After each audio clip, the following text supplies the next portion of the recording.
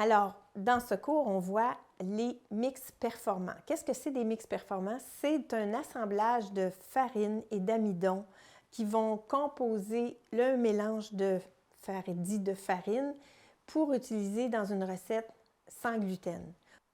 Dans ce cours, les mix performants, on va voir les raisons pourquoi on doit composer un mélange de farine quand il s'agit des farines sans gluten, pour pouvoir reproduire des produits qui sont faciles à faire avec de la farine de blé ou de la farine qui contient du gluten. Alors, dans le cours, on va voir le réseau gluténique, comment il se forme, comment il est composé de quoi et qu'est-ce qu'il faut aller chercher pour composer un mélange de farine sans gluten. On va voir les techniques aussi pour travailler ces nouveaux mélanges de farine qu'on connaît peu. Il y a des techniques différentes. On va aussi les faire, les mix performants. Puisqu'il y a beaucoup de farines autres que le blé, je les ai regroupées selon certaines qualités culinaires pour pouvoir être capable de les interchanger au besoin.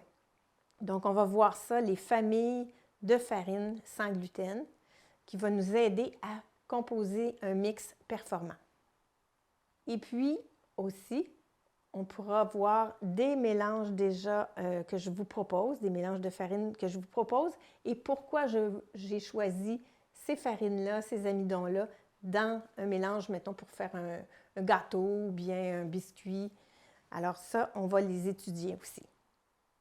Commençons par identifier les farines qui contiennent du gluten. Alors, il y a le blé, oui, le seigle, l'orge, le triticale et l'avoine. L'avoine qui ne contient pas de gluten, ça va, on peut l'utiliser, mais il y a l'avoine qu'il faut aussi considérer, faire attention dans notre choix de produits. Mais dans le blé, juste la famille de blé, c'est tout les variantes de blé qu'il faut considérer qui contiennent du gluten.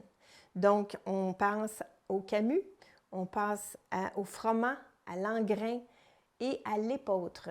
Donc, même le petit épeautre contient du gluten. Alors ça, il faut le retenir. Le triticale, si vous voulez savoir un petit peu plus qu'est-ce que c'est un hybride de blé et seigle. Regardons de plus près le grain de blé pour comprendre sa composition et puis savoir qu'est-ce qu'on va chercher dans les farines sans gluten. Donc, le grain de blé, lui, il est composé à 70% d'amidon. Le gluten du blé, qui est composé par les deux protéines gluténine et gliadine, forme 10 à 12% du gluten lorsque c'est humidifié. Donc, il y a aussi 15% d'eau, du sucre 2%, c'est très peu, et ensuite en pourcentage négligeable, les matières grasses et puis les matières minérales.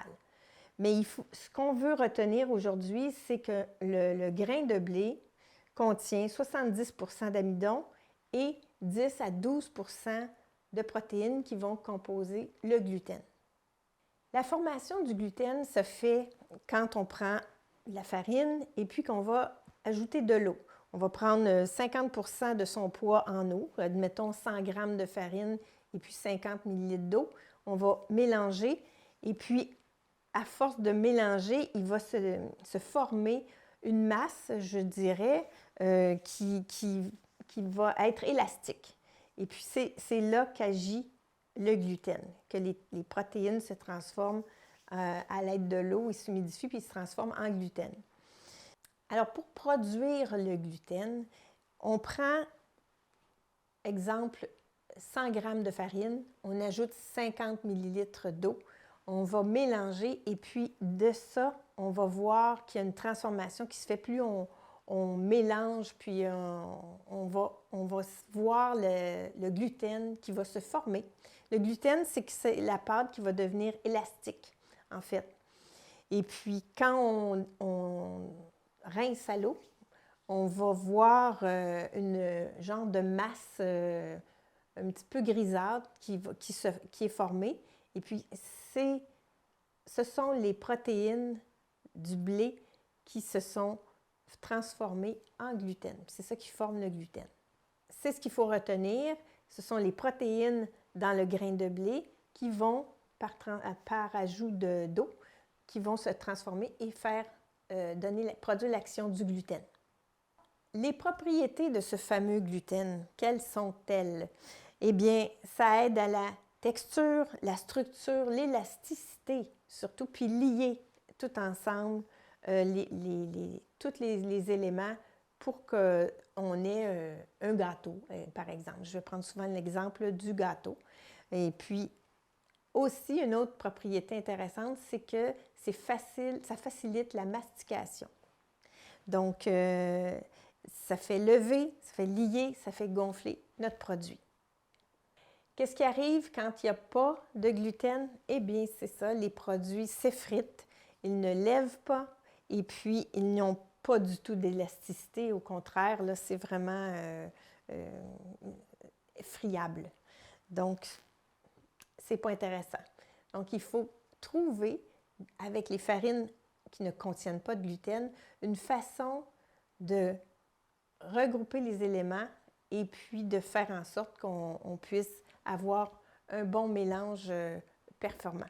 Alors, ça veut dire que quand il n'y a pas de gluten, il n'y a pas de texture, de structure, et puis c'est friable, et puis il n'y a pas d'élasticité non plus.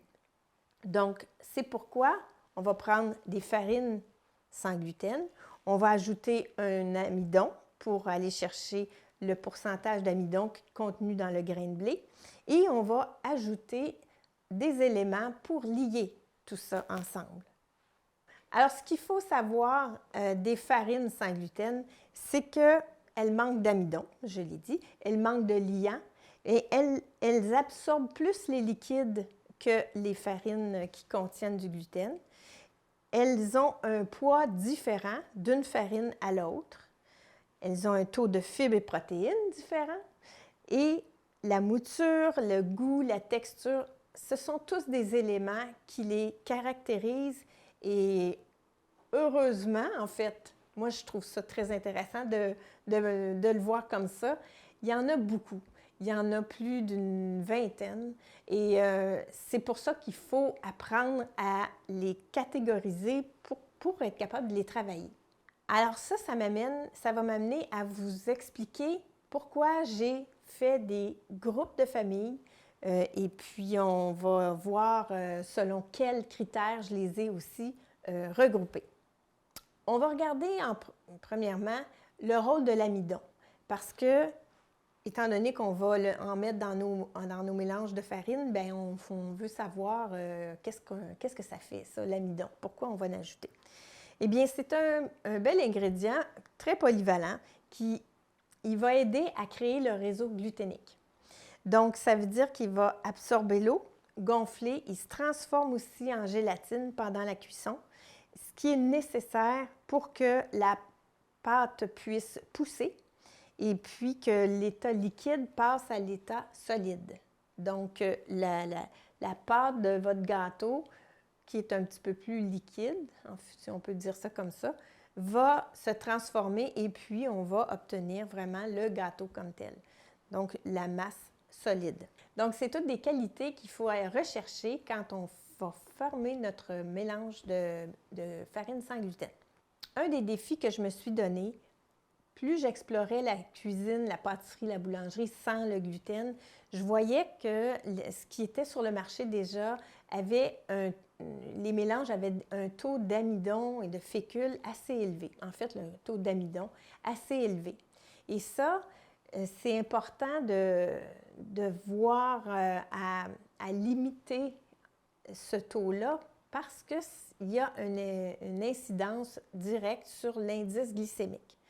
Donc, quand j'ai fait ma recherche et développement dans des produits sans gluten, la boulangerie et la pâtisserie, c'est un de mes critères que j'avais toujours en tête de réduire la portion d'amidon dans mes produits. Ça donne une cuisine un peu différente parce que ça peut être considéré comme plus lourd, un petit peu plus compact, en fait. Si je prends toujours l'exemple du gâteau, plus on met d'amidon, plus il y a la légèreté dans le produit. Mais ça amène aussi l'indice glycémique plus élevé. Bon, alors, sans les éliminer complètement, on a besoin des amidons dans un mélange de farine sans gluten. Il y a quelques farines sans gluten qui contiennent beaucoup d'amidon, qui peuvent apporter un taux d'amidon supplémentaire juste en utilisant une farine, mais il reste que ça prend quand même une petite quantité d'amidon pour pouvoir faire un mix qui est performant. Alors, mes incontournables, des choses que j'ai expérimentées depuis des années, et puis c'est ce qui m'a amené à définir des incontournables.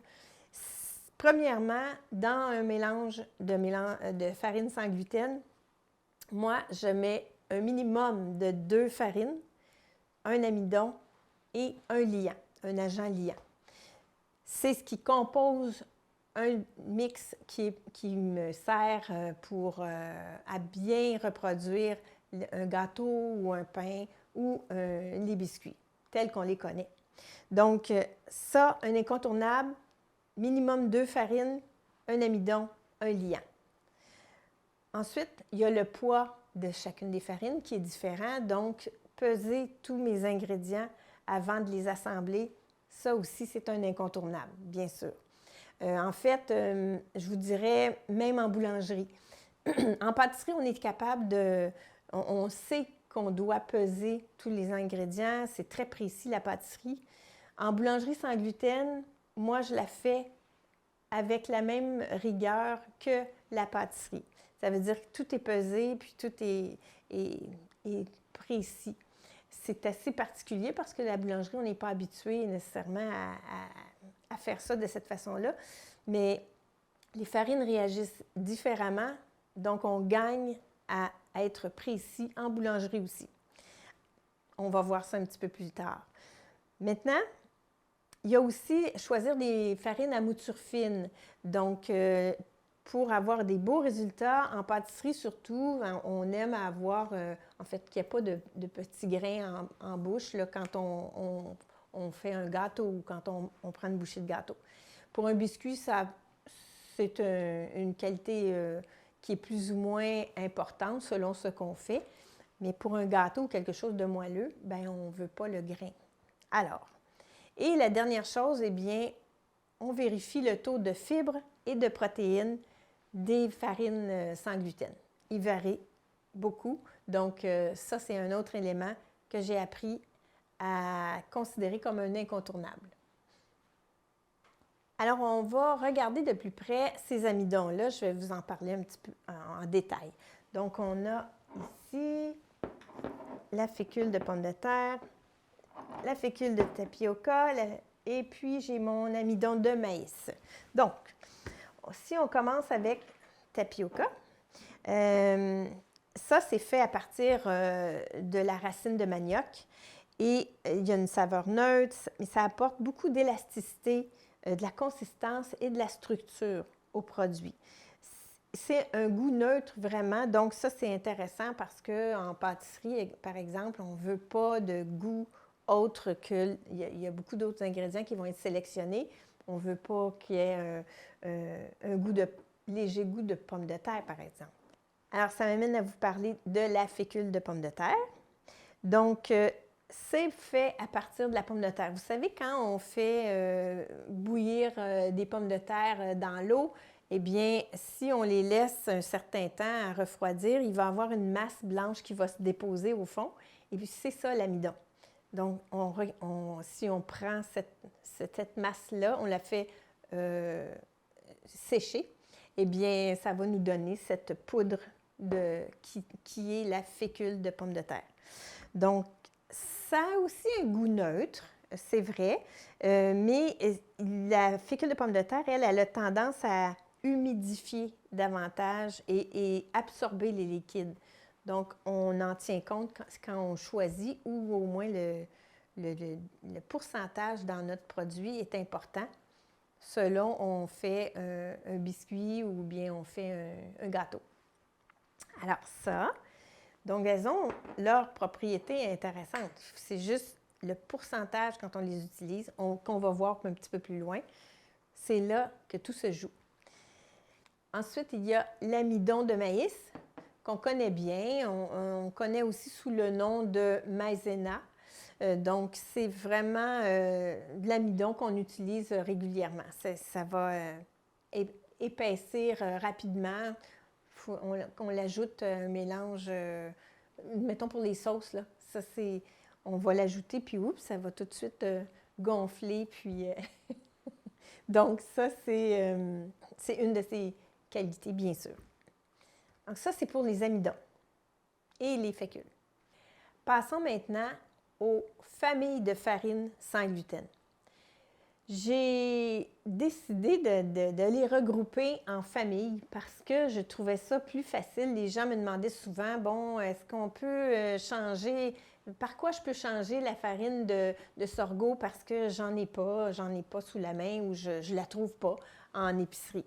Bon, bien, ça m'a amené en répondant à ces questions-là, à regrouper pourquoi on peut pas, pourquoi on va avoir un résultat différent si on change la farine de blé puis on met de la farine de lentilles. Donc là, on a quelque chose de différent. Pourquoi?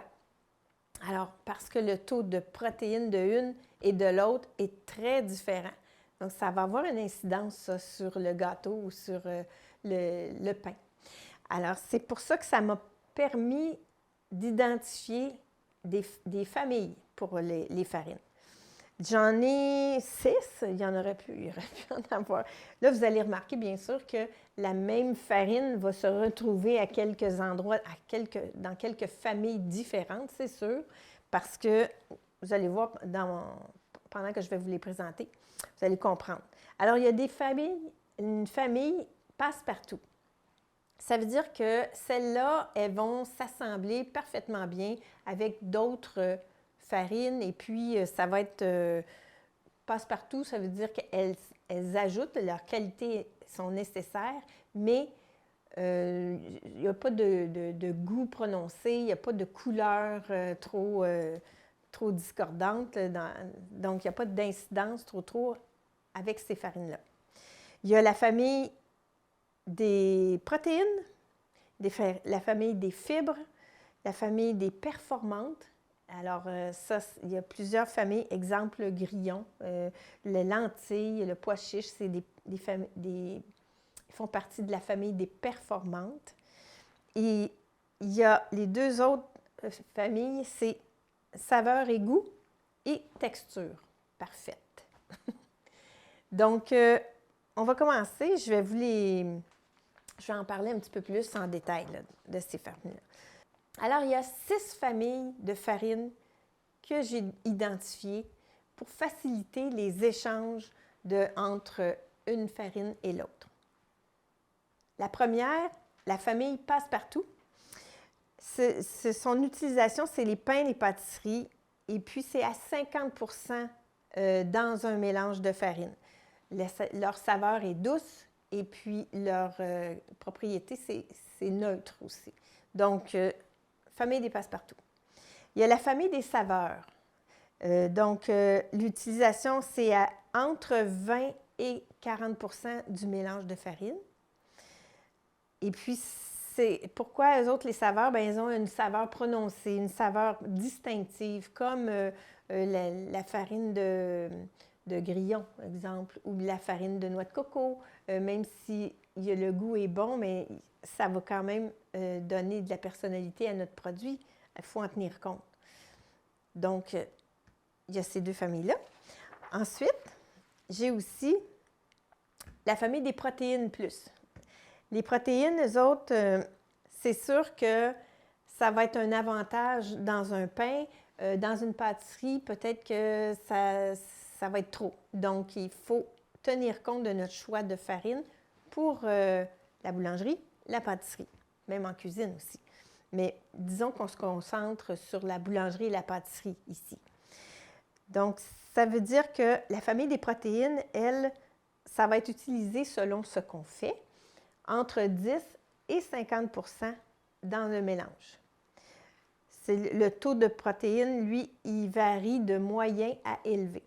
Donc, si on prend les farines de légumineuses qui ont un taux de protéines moyen élevé, je vous dirais, ça joue entre les deux. Bon, mais ça, c'est important de considérer ça dans notre mélange de farine pour une boulangerie ou pour une pâtisserie.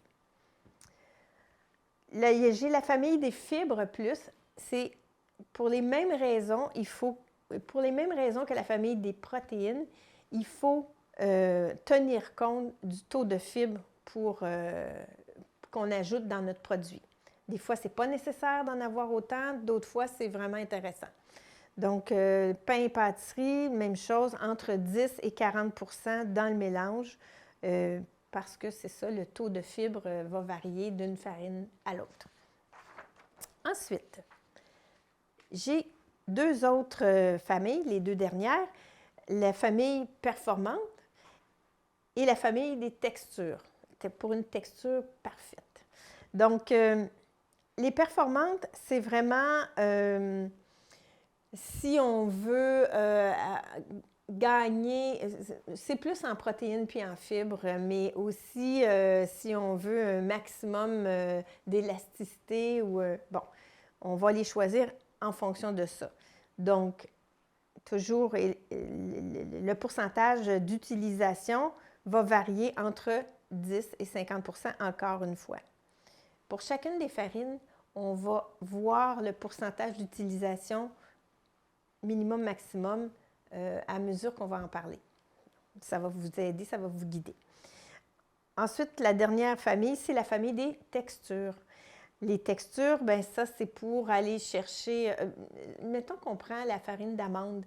Elle a un grain, donc parce que la farine d'amande, on ne peut pas la moudre trop fine. Et puis, bon, mais ça va nous apporter une texture différente dans un biscuit. Il va avoir un granulé là, qui va se développer parce qu'on utilise une farine avec une mouture plus grosse, pas fine. Donc, alors, c'est un exemple. Donc, ça, encore là, les texturants, bien, on prend, c'est entre 20 et 75 %. Pour la farine d'amande, il y a des gâteaux d'amande qui se font et puis ils se font pratiquement seulement avec la farine d'amande. Eh bien, ça donne un produit qui est granuleux, excellent, savoureux, mais il y a le grain. Alors, c'est toujours dans l'optique, qu'est-ce qu'on fait? Qu'est-ce qu'on choisit de faire? Donc ça, c'est pour les 6 farines c'est les 6 familles de farines sans gluten. En fait, je vous ai parlé de 6 familles et puis je rajouterais une petite famille, là, la petite famille d'à côté, mais bien intéressante. C'est la famille des liants. Alors, il y a des farines qui vont aider à lier, qui vont avoir ces propriétés-là à elles seules. Et puis, c'est très intéressant de les ajouter en petite quantité pour pouvoir bonifier notre produit. Donc, c'est la famille des liants. Alors, je vous ai placé ici les passe-partout. On va regarder la famille des passe-partout. Donc, la châtaigne, riz brun, riz blanc, sorgho, maïs, millet et avoine. Ce sont des farines passe-partout. Elles sont faciles à utiliser, à mélanger avec des farines qui vont être plus goûteuses, admettons, qui vont être plus protéinées aussi. Donc, ça fait un bel équilibre. Ça, ce sont des farines passe-partout.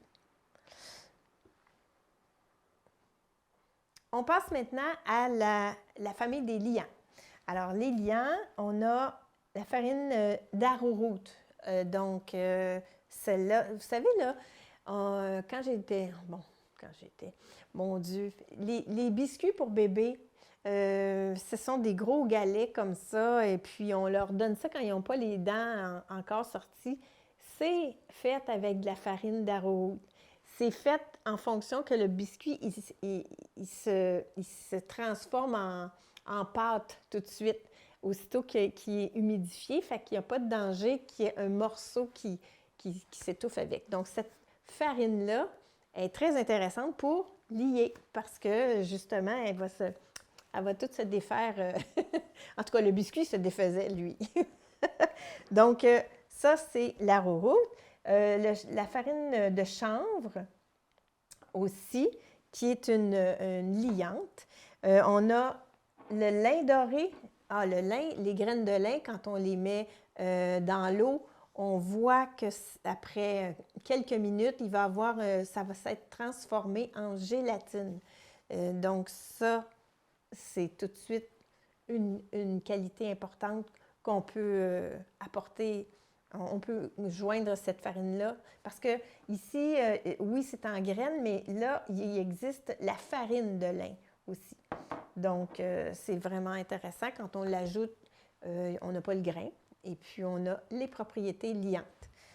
Ensuite de ça, on a la farine de patate douce. C'est une farine de pomme de terre en réalité, mais il faut l'ajouter en petite quantité. La farine de pomme de terre et la farine de patate douce, ce sont des farines lourdes et puis on l'ajoute en petite quantité si on veut l'utiliser pour lier. Ensuite de ça, j'ai la farine de teff. Moi, j'aime beaucoup le teff. C'est une petite graine, ça. Et puis, la seule, mettons, inconvénient que je peux voir, c'est la couleur que ça va apporter au produit. Donc, si on veut un gâteau blanc, bien, on n'aura pas d'un gâteau de blanc parce que c'est brun. Mais il y a des propriétés liant avec cette farine-là qui sont très intéressantes. Donc, dépendamment de ce qu'on fait, bien, on peut l'utiliser. Mettons un gâteau au chocolat, bien oui, on peut utiliser une portion qui va nous aider à lier notre mélange. Il y a la farine de sarrasin. Alors, le sarrasin, oui, lui aussi a des propriétés liantes. Et puis, c'est très intéressant. Par contre, il y a son goût qui va accentuer le produit. Donc, et là, j'ai placé tapioca, mais en fait, c'est la farine de manioc, d'où vient l'amidon de tapioca. Mais la farine de manioc, elle va aussi apporter des qualités liantes. C'est intéressant. Maintenant, la famille des performantes. OK. Alors ici, on a la farine d'amarante encore. On a la farine de chanvre, la farine de lin doré. Oui. La patate douce. Non, pas patate douce. Non, elle s'en va, elle n'est pas dans les performantes comme telle. Mais on a la farine de pois jaune, la farine de lentilles, pois chiches, quinoa. Et ça, c'est vraiment des performantes par leur taux de protéines, leur taux de fibres ou leur propriété liante. Donc, elles vont performer dans un mélange, exemple, de pain. Donc, si on veut un taux de protéines intéressant pour avoir dans notre tranche de pain, quand on prend une tranche de pain, on va avoir un taux de protéines, de fibres important qui va être rassasiant, bien, on a ça. Alors, on a aussi la farine de grillon. Bon, c'est sûr que celle-là, elle est très performante parce que son taux de protéines est, je crois que c'est celle qui a le taux de protéines le plus élevé. C'est 33, sur 50 grammes de farine, il y a 33 grammes de protéines. Donc, c'est énorme. Alors, pour ça, on l'ajoute en conséquence, là. Il y a la farine de sarrasin, teff, gourgane et puis la farine d'amande. Bon, maintenant, on a la famille des saveurs. Eh bien, le nom le dit, ça veut dire que quand vous l'ajoutez à un mélange, bien, vous avez tout de suite une saveur ajoutée. Et des fois, on n'y pense pas, mais en fait, il y en a que c'est plus évident que d'autres. Mais si je vous parle de la farine d'amarante, ben la farine d'amarante, c'est un petit goût d'herbe qui va être ajouté. Puis ça, on va le distinguer même après cuisson. Donc, on y pense. La farine de chanvre, oui, il y a aussi d'herbe, mais plus prononcée encore que celle d'amarante. Le lin doré, c'est quand même distinctif, mais c'est moins accentué que ces deux-là. Le pois jaune. Pois jaune, celle-là, oui, là, il y a un goût de pois. Alors, si vous faites une délicate pâtisserie, bien, vous ne voudrez peut-être pas avoir de la farine de pois. Et si vous faites un muffin, puis vous voulez ajouter une saveur particulière, ah, bien là, il y en a d'autres, là, mais celle-là peut être intéressante aussi. La farine de noix de coco, c'est sûr que, en plus, c'est une de mes préférées, mais la farine de noix de coco, il y a une belle saveur et odeur là, qui va caractériser votre produit. Ensuite, patate douce, ça aussi, il y a un petit goût de patate là, qui va être là.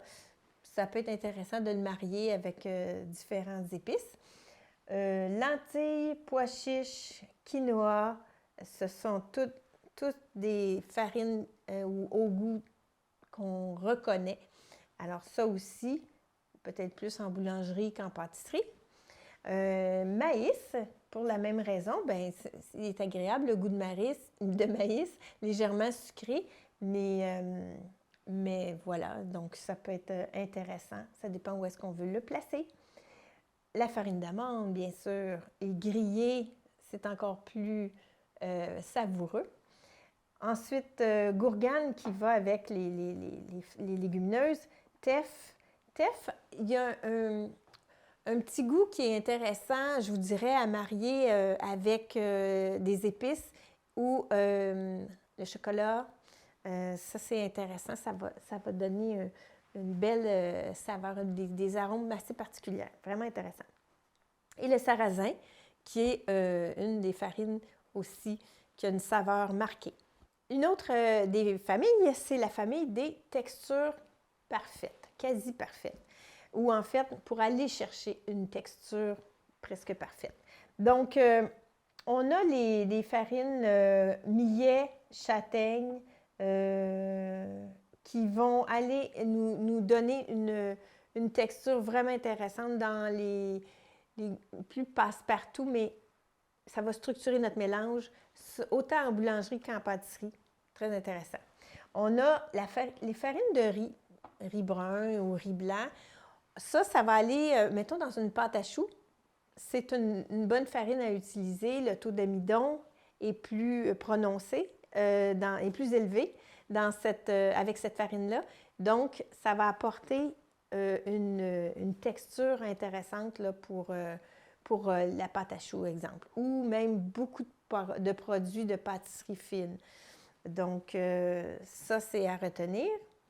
Ensuite de ça, on a la farine de pois chiche. Je l'ai mis là aussi dans le groupe des textures parce que en boulangerie, le pain de farine avec la farine de pois chiche, on va aller étant donné que son taux de protéines et de fibres est très intéressant, et je vous dirais plus vers élevé que moyen, eh bien ça, on a besoin pour la structure d'un pain. Donc ça, c'est intéressant à prendre en note. Mais il y a le goût, mais ça ne fait rien. Là, on est dans les textures parfaites. La farine de maïs, ça aussi, on va avoir des belles... si on fait des pains plats ou bien si on fait en boulangerie, on va avoir des belles propriétés qu'on va aller chercher avec la farine de maïs. Et les deux dernières, sarrasin et teff, c'est aussi deux bonnes farines qui vont vous apporter des textures intéressantes parce qu'elles ont un pouvoir d'élasticité naturel. Donc, ça, c'est toujours un plus là, pour un mélange sans gluten. Et maintenant, la famille des fibres plus. Cette famille-là, c'est important de le savoir parce que en pâtisserie, on peut vouloir un taux de fibres X et puis en boulangerie, on va pouvoir, ça va avoir c'est un bel ajout d'avoir des fibres de plus. c'est important, ou de moins. Donc, c'est important de connaître un petit peu les farines qui en contiennent le plus. Donc, amandes, amarantes, avoine, ensuite châtaigne, gourgane, lentilles, teff, sarrasin et pois chiches ont un taux de entre 5 et 6 grammes par 50 grammes. Moi, je considère que c'est un taux appréciable, mais qui est bas.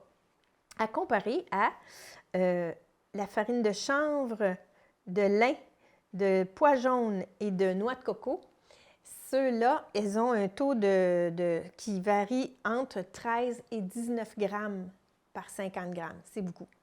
Je vous dirais que chanvre, elle fait exception parce qu'elle est à 25 grammes de fibres dans un 50 grammes. Donc ça, on l'utilise en petite quantité. Il y a une farine que je ne vous ai pas présentée et je l'aimais beaucoup parce que je l'aime encore, mais c'est assez particulier, puis on la cuisine plus ou moins, en fait. C'est la farine de café. Alors, ce n'est pas le grain de café qui est moulu et présenté en farine, c'est plutôt la farine, c'est-à-dire le fruit.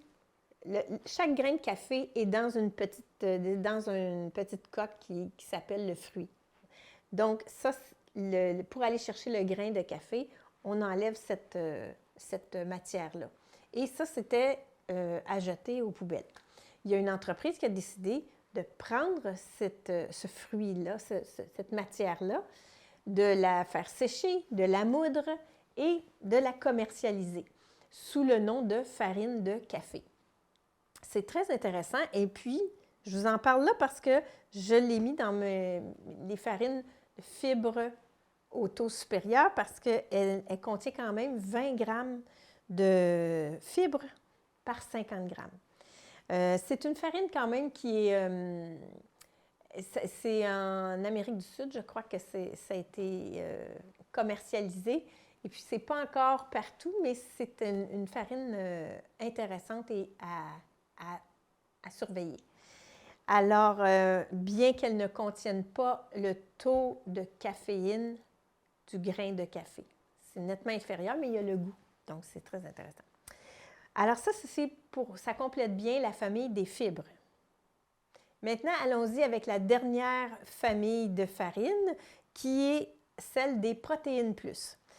Alors, si on prend amaranth, avoine, maïs, millet, ici quinoa, sarrasin, sorgho et teff. Alors, ces farines-là, elles ont entre 5 et 10 grammes de protéines par 50 grammes. Donc, c'est moyennement bien comme taux de protéines. Et ensuite, on a celles qui en contiennent plus que ça. On a amandes, chanvre, gourgane, lentilles, toutes les légumineuses, là, ça c'est sûr. La noix de coco, pois chiches, pois jaunes et puis lin. Alors, celles-là, elles sont entre 10 et 14 grammes par 50 grammes. Et les deux championnes, il y a la farine de soja et la farine de lupin. Oh, il y en a une troisième championne, grillon aussi, bien sûr, que j'ai mentionné un petit peu plus tôt. La grillon, 33 grammes par 50 grammes. Et lupin, la farine de lupin, c'est une farine qu'on a peu abordée. On a peu abordé parce que c'est cultivé en Europe surtout. Et en fait, c'est un des allergènes émergents en Europe. C'est un allergène déclaré. Et puis ici, on le surveille. Donc, c'est sûr que moi, j'ai moins tendance à en parler, tout comme la farine de soja. C'est la même chose. La farine de soja, c'est un allergène déclaré. Donc, je ne les cuisine pas. Mais c'est bon de savoir que ça reste quand même deux farines qui ont un taux de protéines très, très, très élevé. Mais bon, alors, les choix, bien, vous les faites selon vos besoins. Maintenant, il nous reste à passer en revue les agents liants. Alors, il y a les gommes, la gomme de xanthane, la gomme de guar aussi. Ce sont deux types de gommes qui sont intéressantes à ajouter dans nos mélanges sans gluten parce que c'est ça qui va servir à lier les farines ensemble dans le mélange au complet. En fait, ça va le tenir ensemble. Il y a plusieurs écoles de pensée avec les gommes, qui est un additif, mais je trouve cet additif assez important en sans gluten. Donc, moi, je les utilise. Et puis, si on veut reproduire les produits qu'on connaît, ça veut dire, les produits, quand je parle des produits, c'est les gâteaux, les pains, les biscuits, les pâtisseries que l'on connaît, eh bien, j'utilise les gommes pour m'aider, en fait, à garder le produit en forme, le lier. Alors, la gomme de xanthane, c'est un glucide naturel au goût neutre. Et puis, c'est vraiment un gélifiant, un épaississant qui est parfait, qui fait augmenter le volume de votre produit, il améliore la texture et il conserve le produit plus longtemps aussi. Donc, c'est un additif alimentaire, mais sans danger pour la consommation humaine. Et ça, c'est bien, il est approuvé par les différentes instances gouvernementales en santé. La gomme de guar, elle, c'est une fibre végétale soluble. C'est riche en fibres, ça le dit bien sûr, et c'est un extrait d'une légumineuse. Alors, pour certains, ça va être un petit peu plus difficile pour le système digestif parce que ça vient d'une légumineuse. Ils vont être plus, en fait, tolérants avec la gomme de xanthane. Donc, c'est à savoir. Les deux gommes sont équivalentes. Elles épaississent, lient et émulsifient les produits qu'on cuisine. Et par contre, c'est ça, il y a des propriétés, pour la gomme de guar, il y a des propriétés laxatives qui peuvent causer des intolérances ou des inconforts pour certains. Donc, c'est bon à savoir pour les deux. Maintenant, il y a aussi d'autres liants, d'autres agents liants que je trouve intéressants par les graines. Donc, la graine de chia, la graine de psyllium et la graine de lin. Donc, ces trois graines-là ont des propriétés gélifiantes et c'est excellent pour améliorer aussi l'élasticité du produit. Bon, ça peut même remplacer les œufs. Donc, ça peut être intéressant pour ça. Et c'est pas tout à fait la même intensité là, pour lier le produit, mais quand même, ils ont des belles fonctions pour réussir nos produits de boulangerie, de pâtisserie. Pour les graines de lin, chia et psyllium, elles ont toutes des propriétés gélifiantes très importantes, très intéressantes pour ajouter à un mélange de farine sans gluten. C'est sûr que ça peut même remplacer les œufs pour les gens qui sont intolérants aux œufs ou allergiques aux œufs. Donc, ils ont quand même un pouvoir liant intéressant. Elles ont aussi des qualités nutritives supplémentaires qui ne sont pas retrouvées dans les deux gommes de xanthane et gommes de guar. Graines de lin et de chia, elles ont les 8 acides aminés essentiels. Ça, on ne retrouve pas ça partout. Donc, c'est intéressant si on ajoute en petite quantité à nos pains ou à nos pâtisseries. Je pense aux muffins qu'on veut un petit peu plus soutenant. C'est bien de considérer ces graines-là.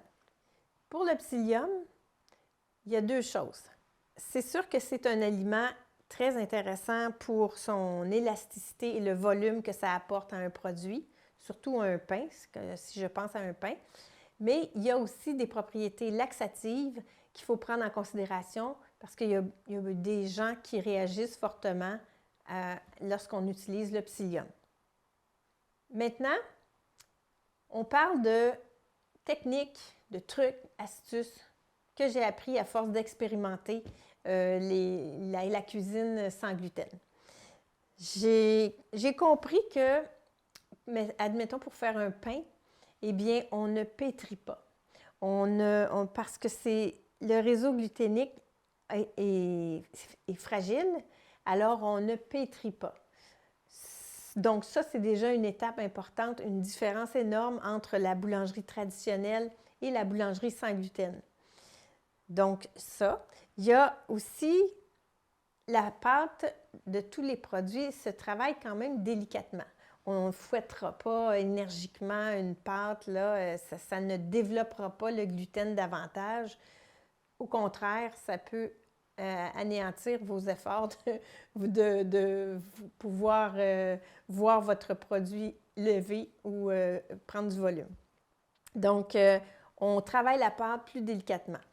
Ensuite de ça, avant d'envoyer à la cuisson, je prends un temps de pause. Ça veut dire que je vais laisser reposer mon mélange prêt à cuire dans les moules.